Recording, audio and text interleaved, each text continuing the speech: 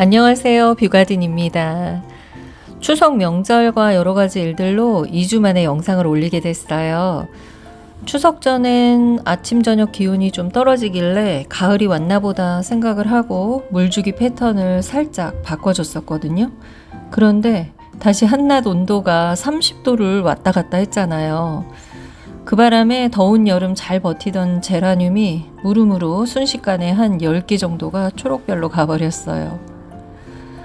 가을이 온 줄 알고 그랬는데 저 여름한테 뒤통수 아주 세게 얻어맞은 기분입니다. 그렇게 여름도 가을도 아닌 요상한 시기에 추석을 보내고 그 여름 추석 보낸 기분 아직 정리도 안 됐는데 이번엔 갑자기 가을이 왔네요. 베란다 정원은 실외 정원이랑 살짝 다른 계절을 보내긴 하는데 그렇다고 해서 계절을 완전 무시할 정도는 아니라 식물들은 계절이 변하면서 또 변하게 되죠. 그러면 식집사인 저는 그 전에 움직여야 돼요. 미리미리 준비를 좀 해줘야 되니까요. 그래서 오늘은 9월이 되면 제가 꼭 해주는 베란다 정원 관리와 가을 준비에 대해서 말씀드려 볼까 합니다.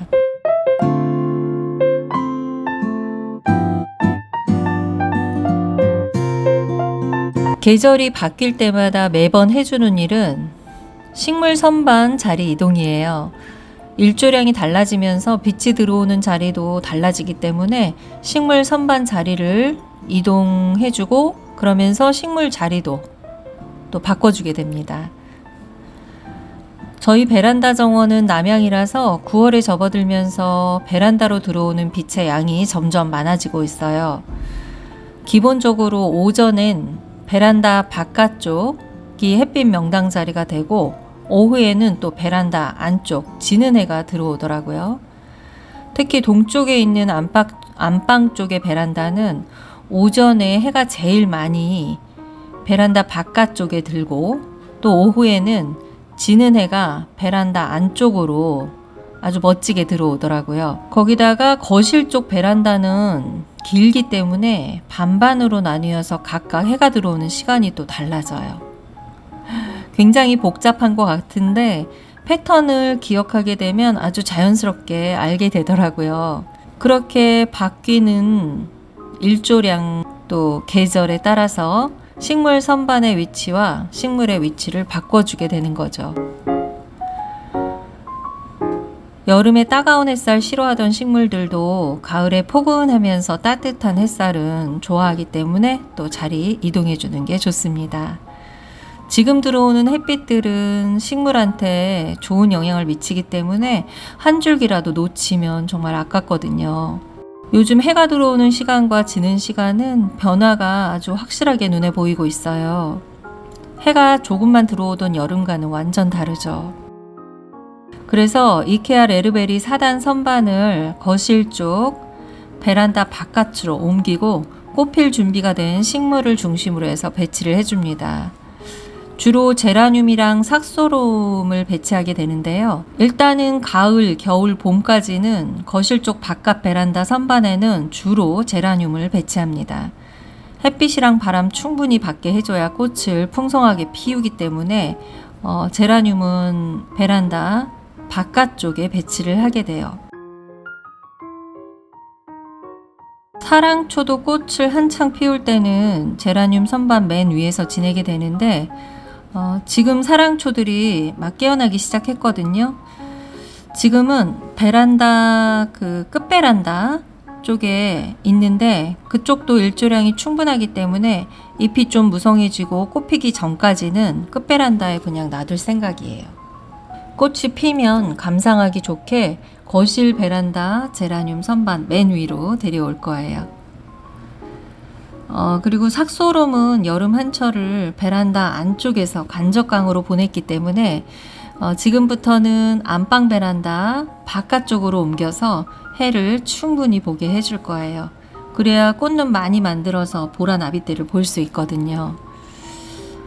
꽃들이 한꺼번에 피지 않고 서로 이렇게 좀 다른 시기에 피어주면 명당 자리에 번갈아 가면서 배치를 할 수 있는데 한꺼번에 피게 되면 명당 자리에 다 놓을 수가 없을 때도 있어요. 이건 좀 행복한 고민이죠. 그래도 괜찮으니까 꽃이 많이 피었으면 하는 마음이 아주 간절합니다. 지금처럼 꽃이 없을 때는 한창 꽃이 피는 시절을 생각하면서 가더닝을 하는데요. 그럼 좀 힘이 나긴 해요. 꽃이 한창이던 시절 영상을 보면서 마음도 좀 달래고, 근데 그래도 안 될 때가 있어요. 그럼 화원으로 가거나 인터넷 쇼핑으로 꽃을 주문하게 됩니다. 작년하고 좀 달라서 제라늄을 비롯해서 많은 꽃들이 꽃 소식이 좀 늦어지고 있어서 제가 한 이틀 전에 백일홍을 주문했거든요.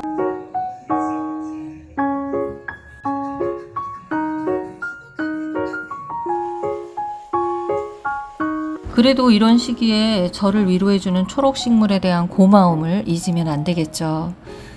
그 중에 싱그런 초록초록함으로 저한테 기운을 주는 고사리를 빼놓을 수가 없어요. 선반 이동하면서 고사리도 자리 이동을 좀 해줍니다. 아무리 습지를 좋아하는 고사리라도 햇빛 없이는 예뻐지지 않더라고요.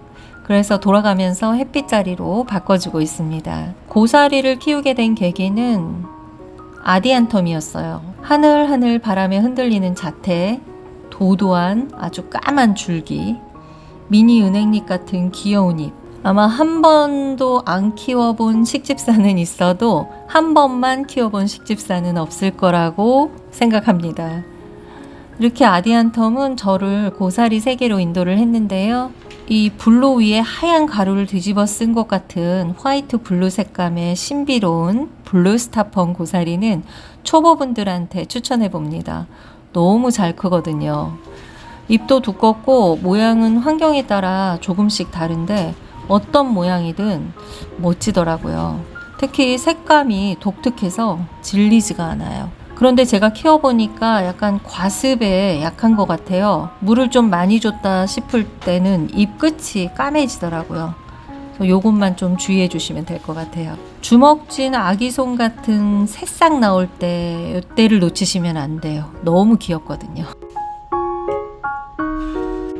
그리고 보스턴 고사리도 키우기 쉬운 고사리인데요. 제가 아주 작은 아이 한 포트 데려왔는데 1년도 안 돼서 이렇게 금세 대품이 된 거 보면 정말 잘 큰다는 거 눈에 보이시죠?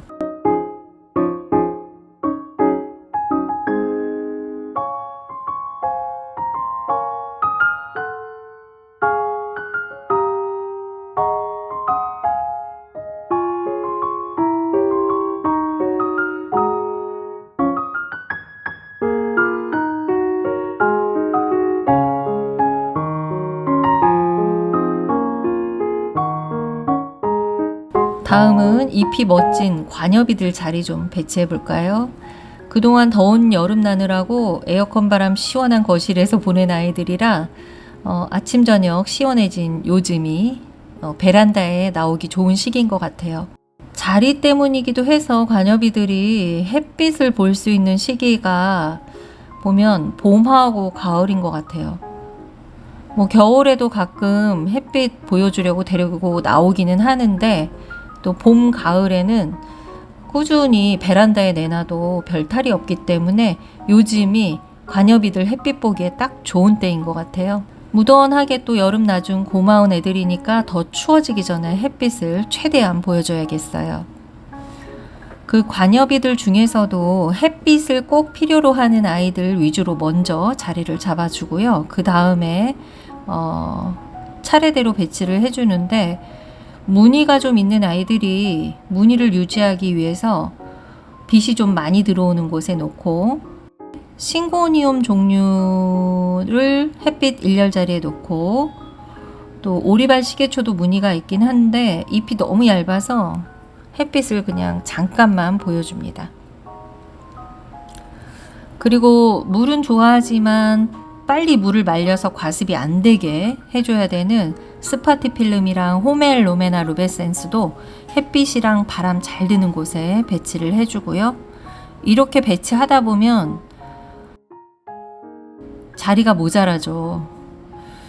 그래서 저는 거의 매일 자리를 요리조리 옮기고 있어요. 기본적으로 식물들은 햇빛과 바람을 필요로 하기 때문에 아무리 간접광이나 그늘에서 잘 자라는 아이라도 주기적으로 햇빛을 보여줘야 별탈 없이 잘 자라거든요.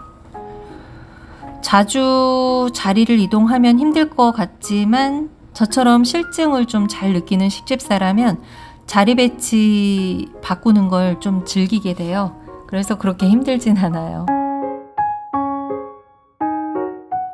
이렇게 자리를 이동해도 늘 햇빛 일렬 자리를 차지하는 덩치들도 있어요. 바로 율마입니다. 율마는 크기에 상관없이 무조건 햇빛 일렬입니다. 안 그러면 꼭 탈이 생기거든요.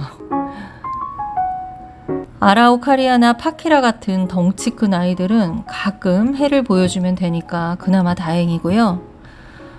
그리고 제라늄 중에 리갈게하고 랜디 종류도 무조건 햇빛 일렬입니다. 그래야 예쁘고 풍성하게 꽃을 볼 수 있거든요. 지금은 자리가 좀 부족해서 작은 방 베란다 쪽에 뒀는데 그쪽도 햇빛은 잘 들어요. 그래도 햇빛의 움직임에 따라서 자리를 자주 이동해 주고 있습니다. 제가 집에 있을 땐 가능하지만 집에 없을 땐 어쩔 수 없긴 해요. 화사하고 예쁜 꽃을 한 번에 많이 피워내는 아이들이라서 햇빛 보약이랑 영양제도 꼭 챙겨주고 있는데요. 캔디 플라워 클라우드 피치는 이번 여름에 더위가 아주 최고조로 달했을 때 잎이 너무 자라서 줄기가 막 부러질 것 같더라고요. 그래서 가지치기를 좀 했거든요. 근데 가지치기 하다 보니까 좀 많이 한 거예요. 그래서 좀 걱정했는데 지금은 뿌리 쪽에서 새순도 나고 자리를 잘 잡은 것 같아요. 9월 얼마 안 남았지만 9월까지만 부분 가지치기 할 거고 10월부터는 아예 손을 안 댈 거예요. 그리고 리갈류는 물을 좋아하기 때문에 위트 말랐을 때 손가락 2마디 푹 찔러서 말라 있으면 물을 물구멍으로 흘러나올 정도로 흠뻑 주시는 게 좋습니다.